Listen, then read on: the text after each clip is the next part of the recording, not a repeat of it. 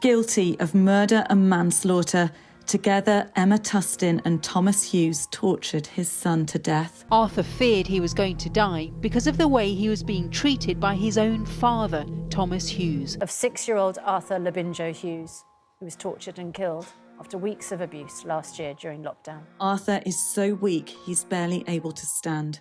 The 6-year-old cries as he tries to put his bedding away. He's banged himself off the radiator, he's hit me, he's kicked me in the process of me trying to get him back on the thinking step.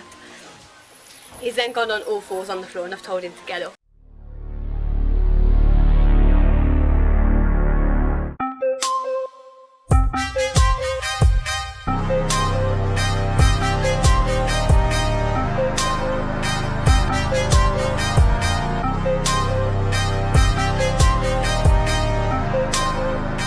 On the morning of 16th of June, Arthur appeared on the CCTV footage to be weak, in visible pain and struggling to lift his bedclothes. Thomas Hughes, Tustin and Arthur went back to the hairdresser's house where Arthur was constantly shouted at by the former two. The child was secretly given a drink of water by the hairdresser's partner, who later described him as malnourished and a poor little kid who was broken. After getting home, Tustin went upstairs to use cosmetics at about 2 p.m. Later at trial, the prosecution argued that she gave Arthur an overdose of salt in the bathroom at around this time, though Tustin denied this. Additionally, Tustin photographed Arthur crying in the hallway at 2:15 p.m. Tustin is believed to have carried out the fatal assault at 2:29 p.m. when she went into the hallway where Arthur was located. She shook Arthur and hit his head against a hard surface multiple times. The assault is believed to have lasted 1 minute. 12 minutes later, after phoning Thomas Hughes, Tustin called 999 and told medics that he fell and banged his head, and while on the floor he banged his head 5 more times. Tustin then took a photo of the dying boy which she sent to Hughes. Paramedics from West Midlands Ambulance Service and officers from West Midlands Police arrived on the scene shortly after emergency call was made. Arthur was left with an unsurvivable brain injury. Arthur was taken to Birmingham Children's Hospital. However, doctors were unable to save him and he died later that night. He was covered in 130 bruises and he had been poisoned with salt, and that the intent of his injuries were compared to torture. Now you may be thinking, while this is going on, where is Arthur's biological mother?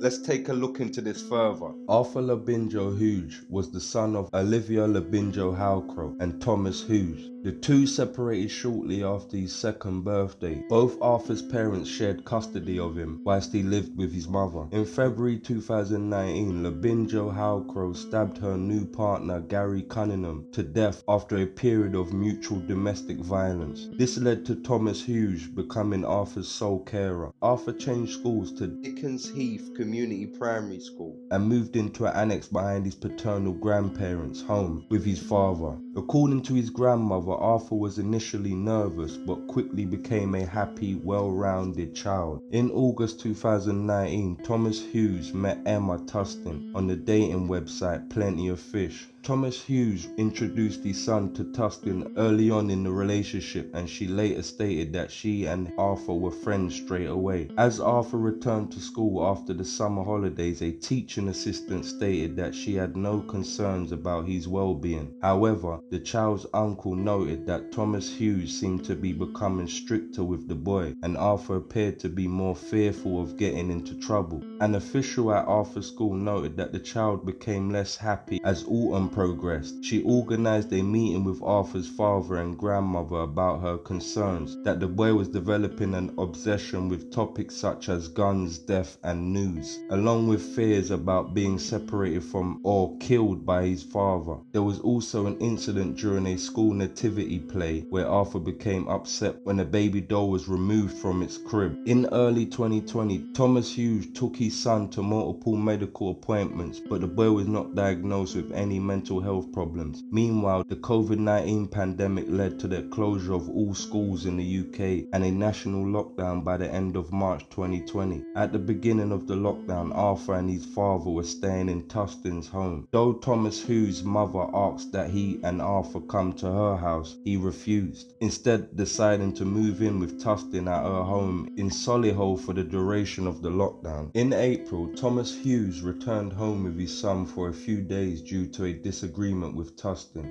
Whilst he was at his grandparents' house, Arthur said that he had been pinned against the wall by Tustin, called a horrible ugly brat, and his grandmother found several bruises on his back. Thomas Hughes soon returned to his partner's house and refused the grandmother's request to leave the boy at her house for longer, prompting her to report him to social services. The next day, a social worker went to visit Hughes and Tustin's household. She was told that Arthur's injuries had been sustained in a fight with Tustin's son. The social worker concluded that Arthur was very happy and very safe, and that there were no safeguard issues in the household. Thomas Hughes said that Tustin coached the boys to lie about the incident and had warned him they would lose custody of their children if he did not cooperate as well. The incident was later reported to the police again by Arthur's uncle with no effect. In May 2020, Arthur was frequently made to stand in a hallway for long periods of time as a punishment for his alleged misbehavior. Tustin reported these incidents to Thomas via text and audio clips of him crying. In these clips, the child could be heard crying for his grandmother and uncle, and at one point said, "Nobody loves me." The couple used insults such as Satan, Hitler, devil child, weasel, and various swear words to refer to the boy. Thomas Hughes would frequently threaten violence against his son. Tustin said at one point to Thomas that, "I want you, but I don't want him." By the end of the month, Arthur was moved out of Tustin's son's and daughter's bedroom and made to sleep on the living room floor. When Arthur's school reopened on 8th of June, he was not in attendance. Thomas Hughes was contacted by the school about the matter but provided various excuses for the child's absence. The couple installed a camera at home to monitor Arthur during his isolation. Arthur spent 35 hours of the 3-day period between 12th and 14th of June in the hallway, having been forced to go there by his father and stepmother. He was slapped by Tustin for entering the living room. The camera also recorded the couple and Tustin's children enjoying food and leisure activities, which Arthur was not allowed to participate in.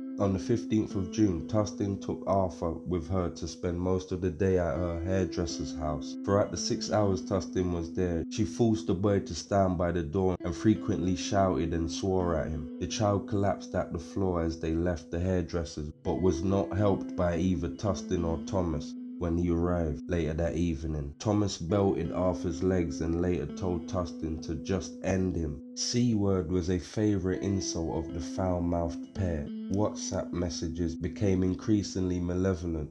Take his jaw off and gag him, while he threatened to take his neck off and dash my food off his head. The day before Arthur died, he joked about paying someone to dig Arthur's grave. Tustin was equally vile. In one message she said, "Effing launched this lying little F," and in another she warned she was going to chin this little C-word. Tustin also laid her cards on the table to Hughes over text and said, "I want you but not him." The monster even had the gall to claim the boy was making her life hell. Tustin saw Arthur as an enemy and threat to her relationship with Hughes. She made multiple references to him winning. During the trial, Tustin was captured on CCTV carrying a large salt container out of the living room, which was later photographed in the bathroom. She claimed she followed an old wives' tale in her family and used it to relieve pain and burning on her genitals caused by long-term effects by trying to take her own life in 2013 by jumping from a car park.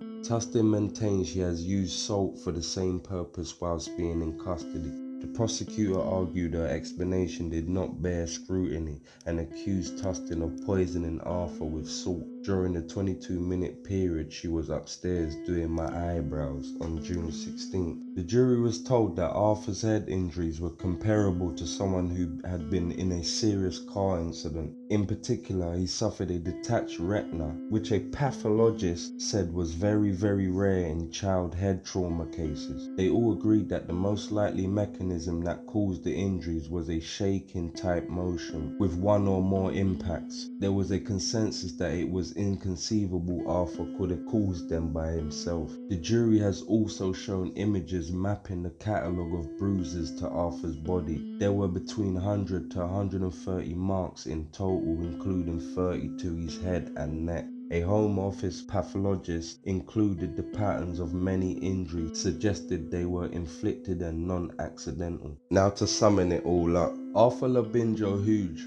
The case made a significant impact on the local community, in particular football fans. Arthur's favourite team, Birmingham City FC, named a children's area in its stadium after him, and supporters sung his name on a march through Birmingham prior to a match. More broadly, the child was honoured at various football matches. Olivia Labinjo Hughes. In July 2021, Olivia Labinjo Hughes was convicted of manslaughter of her partner and was sentenced to 11 years in prison. Thomas Hughes was sentenced to 21 years for the manslaughter of his son. Judges have increased Hughes' jail term by 3 years. Emma Tustin attempted suicide in prison after she was locked up for the horrifying crime. Emma Tustin is currently serving a life sentence at HMP Petersborough in Cambridgeshire after being sentenced on manslaughter charges. On the 4th of December 2021, the head of Solihull Council reported that social workers had been forced to leave their homes due to abuse and threats related to the case. The incident provoked discussion of impact of the COVID-19 lockdown on the welfare of vulnerable children.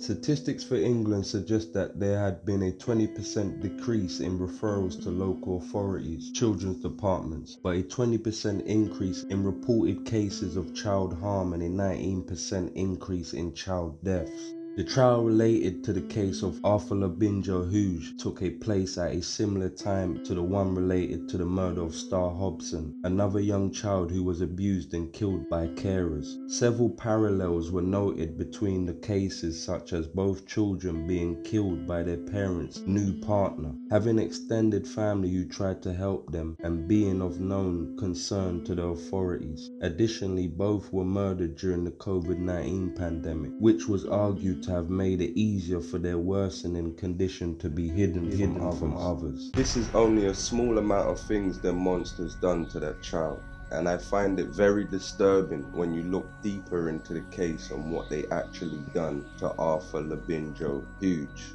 May he rest in peace and know that he was loved. Thank you for supporting, and look out for more videos on the way.